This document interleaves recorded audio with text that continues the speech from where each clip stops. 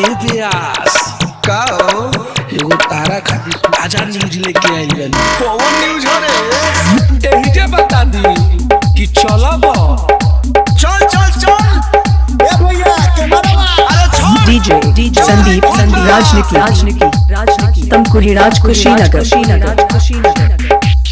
काहे खाती हाला घरे होता भौजाई हमरा के साफ साफ दहना बताई। भौजी हो मुंह खोला कुछ तो बोला। काहे खाती हाला घरे होता भौजाई हमरा के साफ साफ दहना बताई। लीना होई माइक जवन दिल में बापोली। साफ बात बताओ, एक सेकंड साफ सुथरा बात बताओ कि तू पति के साथ रहबू कि देवर के साथ रहबू? हम देवर साथ से रहें।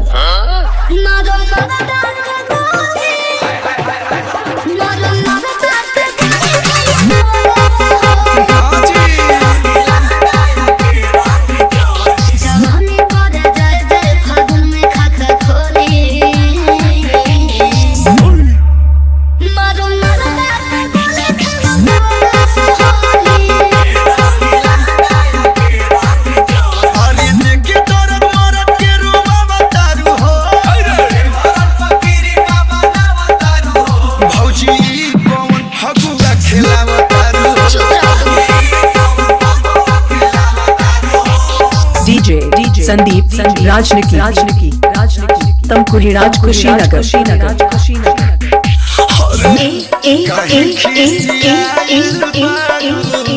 खोलया जिराज हो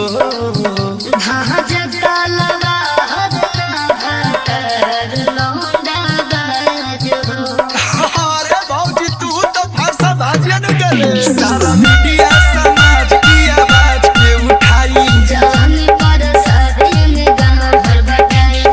मारू खतरनाक बाकी बोलो दारू भोली। यार कोनो दिक्कत बा कोनो परेशानी बा फिर से पूछो तनी के करा पर रहब? हम देवर साथ से रहें। ना मनबू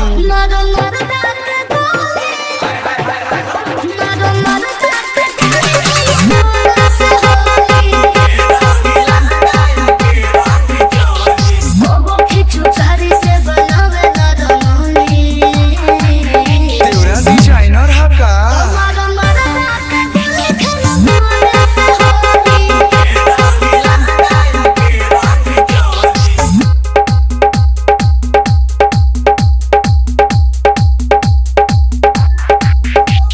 डीजे संदीप राजनिकी गाजीपुर हारी ओम नगर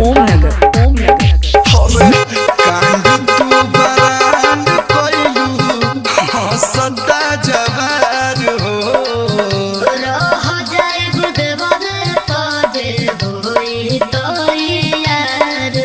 हे भौजी तरह ये जाई राम के करा न भाव। अरे आखिरी में सोचा तू अपनी इरादा। बोलू अखिलेश लेके चला पंडोली। नमस्कार प्रणाम कैमरामैन फोकस करो। ये औरत अपने पति के साथ नहीं रहना चाहती लेकिन लास्ट में पूछा तनी के करा साथे रहब? हम देवर साथ से रहें। ई ना मानी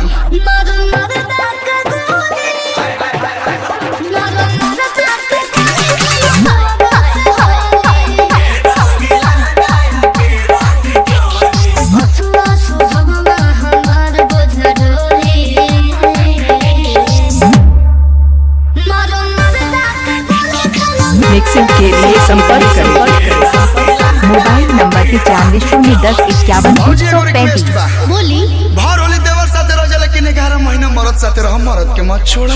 ओके।